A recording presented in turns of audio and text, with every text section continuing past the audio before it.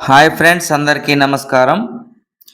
ఈరోజు మన వీడియోలో ఏపీలో రిలీజ్ అయినటువంటి టెట్ నోటిఫికేషన్లో భాగంగా పేపర్ 1A, పేపర్ 2Aకి సంబంధించినటువంటి తెలుగు సిలబస్ మీద ఈ వీడియో చేస్తున్నాను. చాలామందికి కూడా తెలుగు సిలబస్ మీద క్లారిటీ లేదు, కాబట్టి నేను మీకు ఈ వీడియోలో ఈ యొక్క సిలబస్ మీద క్లారిటీ ఇవ్వడానికి ప్రయత్నం చేస్తాను. ముందుగా మనకి టీచర్ ఎలిజిబిలిటీ టెస్ట్ అనేటువంటిది ఆంధ్రప్రదేశ్లో ప్రతి సంవత్సరం కూడా 2 సార్లు నిర్వహిస్తారు. అందులో భాగంగానే ఇప్పుడు 2026కు సంబంధించి నోటిఫికేషన్ అనేటువంటిది రిలీజ్ అయింది. మనకి ఆగస్టు 5 నుంచి ఎగ్జామ్స్ అనేటువంటివి జరుగుతాయి. ఆల్రెడీ ఇప్పుడు ఆన్లైన్లో అందరూ కూడా అప్లై చేస్తూ ఉన్నారు. అయితే ముందు పేపర్ 1Aకి సంబంధించినటువంటి టోటల్ సిలబస్ చూద్దాం. మనకి టెట్ అనేటువంటిది మొత్తం 150 ప్రశ్నలు అనేటువంటివి వస్తాయి, 150 మార్క్స్. పేపర్ 1A అంటే ఎస్జిటి వాళ్ళకు, పేపర్ 1A ఎస్జిటి వాళ్ళకు సిలబస్ ఉన్న ఏంటంటే child development and pedagogy and ICT integration, అంటే సైకాలజీ, అలాగే పెడగాజీ, ఇన్ఫర్మేషన్ కమ్యూనికేషన్ టెక్నాలజీ అంటే కంప్యూటర్ నుండి మొత్తం కూడా మనకి 30 ప్రశ్నలు వస్తాయి. వీటికి 30 మార్కులు. అలాగే లాంగ్వేజ్ 1 తెలుగు కానీ, ఉర్దూ కానీ, హిందీ కానీ, కన్నడ కానీ, తమిళ్ కానీ, ఒడియా కానీ. మ్యాక్సిమం మంది ఏపీ కాబట్టి తెలుగు అలాగే ఉర్దూ రాయడానికి ఎక్కువ అభ్యర్థులు ఉంటారు, అందులో మెయిన్గా తెలుగు. దీనికి సంబంధించి 30 ప్రశ్నలు వస్తాయి, 30 మార్కులు.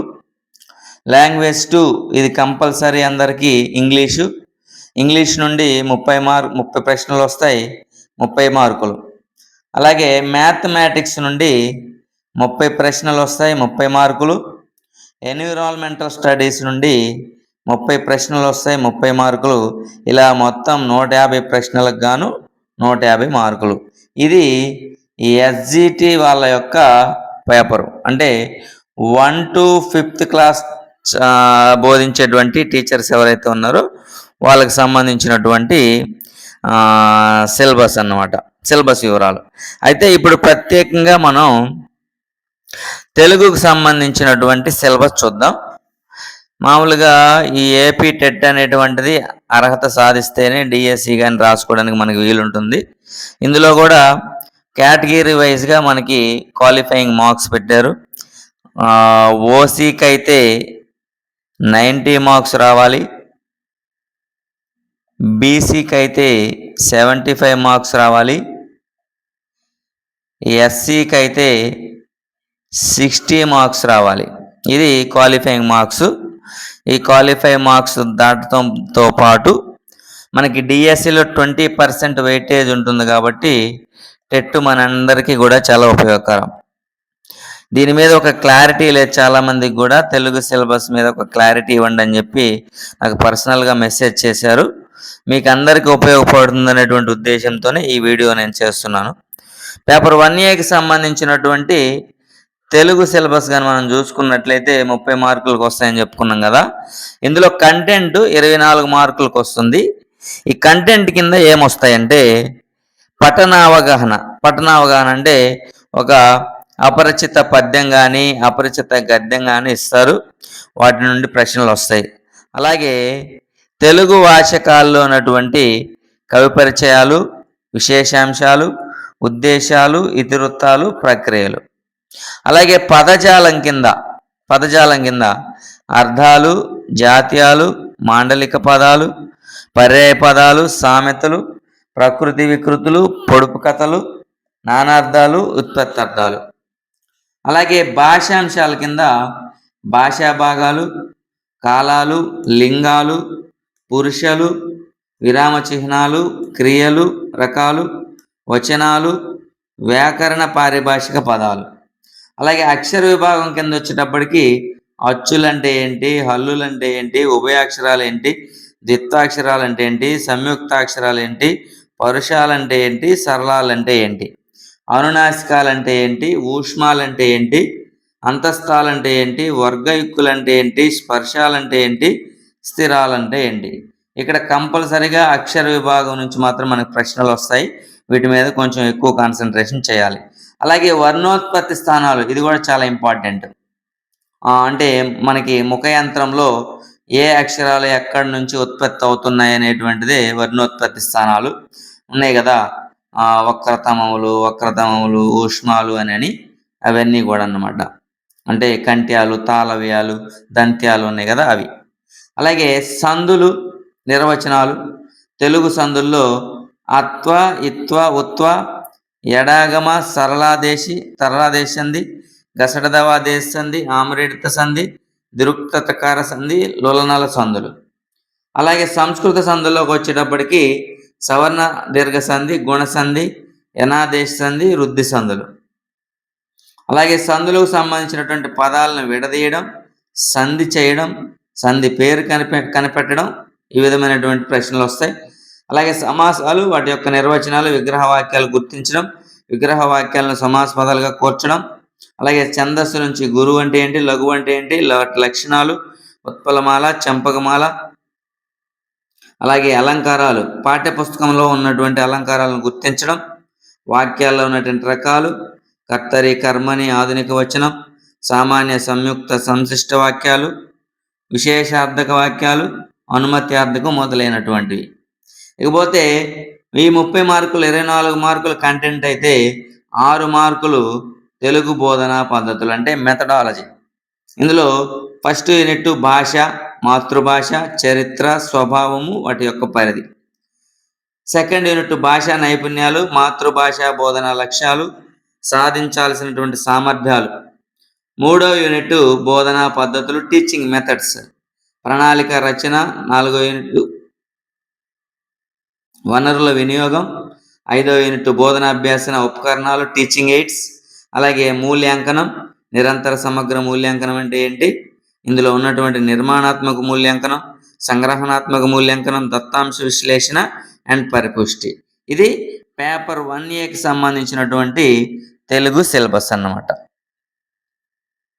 ఇప్పుడు పేపర్ 2Aకి సంబంధించినటువంటి టోటల్ స్ట్రక్చర్ చూద్దాం. వీళ్ళకి కూడా అంటే స్కూల్ అసిస్టెంట్ వాళ్ళు అంటే SA వాళ్ళకి సంబంధించినటువంటి సిలబస్ ఇది. మామూలుగా child development and pedagogy, ICT అందరికి కామను 30 మార్కులకు. అలాగే లాంగ్వేజ్ 1 తెలుగు, ఇది అందరికి కామన్ 30 మార్కులకు ఉంటుంది. లాంగ్వేజ్ 2 ఇంగ్లీషు, ఇది కంపల్సరీగా అందరు రాయాల్సిందే 30 మార్కులకు ఉంటుంది. ఇకపోతే mathematics and social studies, language రాసేటువంటి వాళ్లకు ప్రత్యేకంగా మ్యాథమెటిక్స్ స్కూల్ అసిస్టెంట్ వాళ్ళకైతే 60 మార్కులకు ఉంటుంది. అలాగే సోషల్ స్టడీస్ వాళ్ళకి 60 మార్కులకు ఉంటుంది. ఇక లాంగ్వేజ్ వాళ్ళకి మాత్రం తెలుగుకు సంబంధించి ఈ 30 మార్కులతో పాటు 60 మార్కులకి అదనంగా ఉంటుంది. ఇది ఒకసారి గమనించండి. అదే ఇలా మొత్తం 150 ప్రశ్నలు ఉంటాయి. 150 మార్కులకు ఎగ్జామ్ అనేటువంటిది మనకు కండక్ట్ చేస్తారు. ఇప్పుడు తెలుగుకు సంబంధించినటువంటి జనరల్ తెలుగుకు సంబంధించినటువంటి 30 మార్కుల సిలబస్ చూద్దాం. దాదాపు పేపర్ 1Aకి సంబంధించినటువంటి సిలబస్లో తెలుగు సిలబస్ ఏదైతే ఉందో సేమ్ అదే ఉంటుంది ఇక్కడ. కాకపోతే ఇక్కడ 6th క్లాస్ నుండి 10th వరకు సిలబస్ మనం చదవాల్సి ఉంటుంది. 6th క్లాస్ నుంచి 10th వరకు. ఫస్ట్ పాయింట్ పఠనావగాహన కింద అపరిచిత పద్యం, అపరిచిత గద్యం ఇస్తారు. తర్వాత 6వ తరగతి నుండి 10వ తరగతి వరకు ఉన్నటువంటి తెలుగు వాచకాల్లో ఉన్న ప్రక్రియలు కానీ, లక్షణాలు కానీ, కవులు, రచయితల పరిచయం, విశేషాంశాలు, ఇతివృత్తాలు, నేపథ్యాలు, ఉద్దేశాలు. అలాగే పదజాలం 1 నుండి 10వ స్థాయి వరకు, 1 నుండి 10వ స్థాయి వరకు చదవాలి. అర్థాలు, పర్యాయ పదాలు, నానార్థాలు, ఉత్పత్తి అర్థాలు, ప్రకృతి వికృతులు, జాతీయాలు, సామెతలు, పొడుపు కథలు, మాండలిక పదాలు. వీటిల్లో కొన్ని టాపిక్స్ మీద ఆల్రెడీ మన ఛానల్లో వీడియోస్ ఉన్నాయి, ఒకసారి గమనించగలరు మీరు. భాషాంశాల కింద వచ్చేటప్పటికి వ్యాకరణ పారిభాషిక పదాలు అంటే తత్సమం అంటే ఏంటి, తద్భవం అంటే ఏంటి, ఆగమం, ఆదేశము, నిత్యము, నికల్పము, బహుళము, ధృత ప్రకృతికము, ప్రాతిపదిక, ప్రత్యయం, కళలు, భాషా భాగాలు, విభక్తులు, వర్ణోత్పత్తి స్థానాలు. అలాగే సందులు, నిర్వచనాలు. సంస్కృత సందుల్లో సవర్ణ, గుణ, వృద్ధి, యనాదేశ సందులు మాత్రమే. ఇది జనరల్ తెలుగు అన్నమాట. 30 మార్కులకి అందరికీ వస్తుంది ఇది. తెలుగు సందుల్లో అత్వ, ఇత్వ, ఉత్వ, ఎడాగమ, ఆమ్రేడిత, దురుక్త టకార, ధృత ప్రకృతిక, దీన్నే సరళా దేశంది అని పిలుస్తాం. అలాగే దురుక్త టకార దేశంది, గసడదవ దేశంది, లోలనాల సందులు మాత్రం. అలాగే సమాసాలు, వాటి నిర్వచనాలు: ద్వంద్వ సమాసం, దిగు సమాసం, తత్పురుష, కర్మధారయ, బహుర్విహి, అవిభావ సమాసాలు. ఛందస్సుకు వచ్చేటప్పటికి నిర్వచనాలు: ఉత్పలమాల, చంపకమాల, శార్దూలం, మత్యమం. అలాగే అలంకారాల కింద శబ్దాలంకారాల్లో వృత్యానుప్రాస, చేకానుప్రాస, లాటానుప్రాస, అంత్యానుప్రాస, యమకాలంకారం, ముక్త పదగస్తం. అలాగే అర్థాలంకారాల్లో ఉపమ, రూపక, ఉత్ప్రేక్ష, అతిశయోక్తి మొదలైనటువంటివి. క్రియలు, రకాలు: క్వార్థకం అంటే ఏంటి, ఛేదార్థకం అంటే ఏంటి మొదలైనటువంటివి. వాక్యాల భేదాలు అంటే సామాన్య వాక్యం, సంయుక్త వాక్యం, సంశిష్ట వాక్యం. సామాన్య రకాల వాక్యాల్లో ఆశ్చర్యార్థకం అంటే ఏంటి, ప్రశ్నార్థకం అంటే ఏంటి, కర్తరి, కర్మని, వ్యతిరేకార్థక వాక్యాలు, ప్రత్యక్ష, పరోక్ష కథనాలు మొదలైనటువంటివి. వీటి మీద దాదాపు జనరల్ తెలుగుకి 30 మార్కులకు ఉన్నటువంటి ఈ యొక్క సిలబస్లో దాదాపు 25% సిలబస్ మీద మన ఛానల్లో ఈ యొక్క కంటెంట్ ఉంది. మన సబ్స్క్రైబర్స్ అందరికి కూడా నేను విజ్ఞప్తి చేస్తున్నా, మీరు వెళ్ళి అందులో వీడియోస్ చూసుకోవచ్చు. మీకు ఈ యొక్క సిలబస్ మీద ఒక క్లారిటీ ఇవ్వడం కోసమే కొంచెం ఆలస్యమైన నిదానంగా నేను మీకు ఎక్స్ప్లెయిన్ చేస్తున్నా డీటెయిల్స్గా. అయితే ఇప్పుడు ఎస్ఏకి సంబంధించి లాంగ్వేజ్ పేపర్ రాసేటువంటి వాళ్ళు, లాంగ్వేజ్ తెలుగు రాసేటువంటి వాళ్ళు కంపల్సరీగా 60 మార్కులకి అనేటువంటిది మనకి ప్రశ్నలు అనేటువంటివి వస్తాయి. ఈ 60 మార్కులు అనేటువంటిది ఓన్లీ లాంగ్వేజ్ వాళ్ళకి మాత్రమే. దీని మీద చాలామంది కూడా క్లారిటీ లేదు. కేవలం దానికోసమే నేను ఈ వీడియో చేస్తున్నాను. అయితే కంటెంట్ 60 మార్కుల్లో కంటెంట్ 40 మార్కులకు వస్తుంది అనమాట.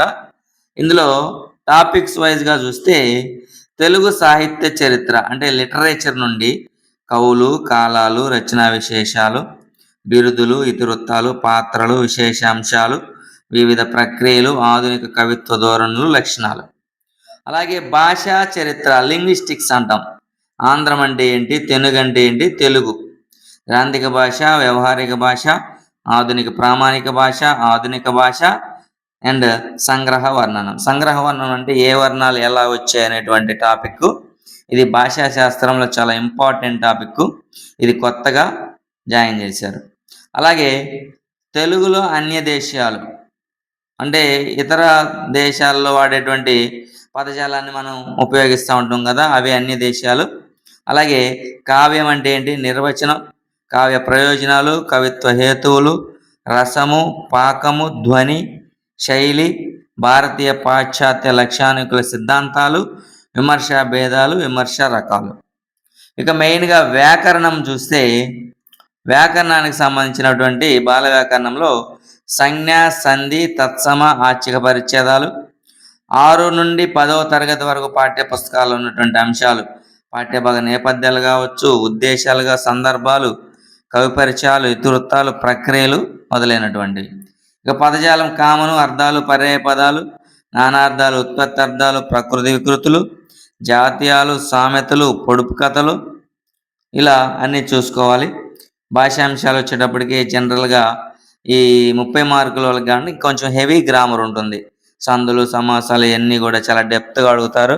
ఛందస్సుకు వచ్చేటప్పటికి జాతులు, ఉపజాతులు, వృత్తాలు, అలంకారాల్లో శబ్దాలంకారాలు మొత్తం, అర్థాలంకారాలు మొత్తం, అలాగే పదం అంటే ఏంటి, ప్రాతిపదిక అంటే ఏంటి, భాషా భాగాలు, విభక్తులు, వ్యాకరణ పారిక భాష పదాలు, అలాగే పఠనావగాహన కింద అపరిచిత పద్యము, అపరిచిత గద్యం.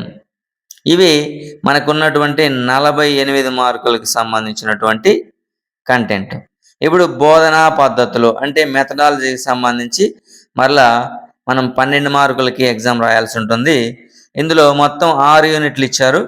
భాష ఫస్ట్ యూనిట్ వివిధ భావనలు, వాటి స్వభావం, పరిధి, ఆశయాలు, విలువలు. అలాగే భాషా బోధనా లక్ష్యాలు సెకండ్ యూనిట్ విద్యా ప్రమాణాలు. 3వ యూనిట్ సాహిత్య ప్రక్రియలు. 4వ యూనిట్ ఆధునిక భాషా బోధన పద్ధతులు, అలాగే బోధనా పద్ధతులు. 5వ యూనిట్ బోధనా ప్రణాళిక, అభ్యసన సామాగ్రి. 6వ యూనిట్ మూల్యాంకనం, పరీక్షలు, పరిపుష్టి. వీటి గురించి మనం చాలా డీటెయిల్డ్గా చదువుకోవాలి. మెథడాలజీ మీద కంపల్సరీగా కొంచెం మనం ఎక్కువ కాన్సన్ట్రేట్ చేయాలి. ఇది మన పేపర్ 1Aకి పేపర్ 2Aకి సంబంధించినటువంటి తెలుగు సిలబస్. ఇప్పుడు దీని మీద మీకు ఒక క్లారిటీ వచ్చింది అనుకుంటా. మనకి ఎగ్జామ్స్ అనేటువంటివి దగ్గర పడుతున్నాయి. ఇప్పుడిప్పుడే ఆన్లైన్లో అందరూ కూడా మీరు అప్లై చేసుకుంటూ ఉన్నారు. ఏమైనా సాంకేతికంగా ఏమైనా సమస్యలు వస్తే మళ్ళీ వాటిని అధిగమించి మళ్ళీ ట్రై చేస్తూ ఉండండి. అయితే కొంతమందికి కొన్ని డౌట్స్ ఉన్నాయి. ఆ డౌట్స్ ఏంటంటే ఏ బుక్స్ చదవాలి, టెట్కి కానీ డిఎస్సికి కానీ ఏ బుక్స్ చదవాలి అనేటువంటి ఒక సందేహం ఉన్నది. దానికి నేను మీకు క్లారిటీ ఇస్తున్నాను. ఇక్కడ మనకి 2024 నుండి 2025 అలాగే ప్రజెంట్ 2026కు సంబంధించినటువంటి అకాడమీ బుక్స్ ఏవైతే ఉన్నాయో ఈ అకాడమీ బుక్స్ అన్నీ కూడా చదువుకోవాలి. ఇది మీకు క్లారిటీ. అటు సైకాలజీ అయితే 2014 నుండి ప్రజెంట్ ఇప్పటి వరకు ఉన్నటువంటి అకాడమీ బుక్స్ చదువుకోవచ్చు.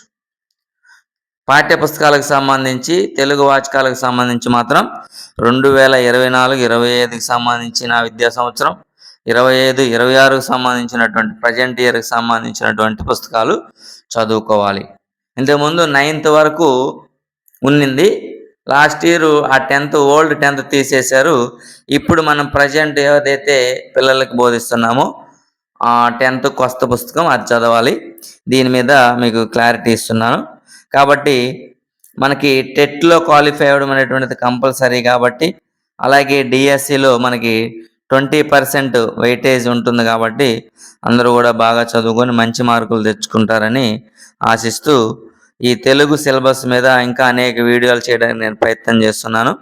మన ఛానల్కి సంబంధించి ఎవరైనా కొత్తగా చూస్తున్నట్లయితే సబ్స్క్రైబ్ చేసుకోండి, మీ సపోర్ట్ ఇవ్వండి. నేను కూడా తెలుగు లాంగ్వేజ్కి సంబంధించినటువంటి ఏ విషయమైనా కూడా మీకు క్షుణ్ణంగా బోధించడానికి ప్రయత్నం చేస్తాను. ధన్యవాదాలు.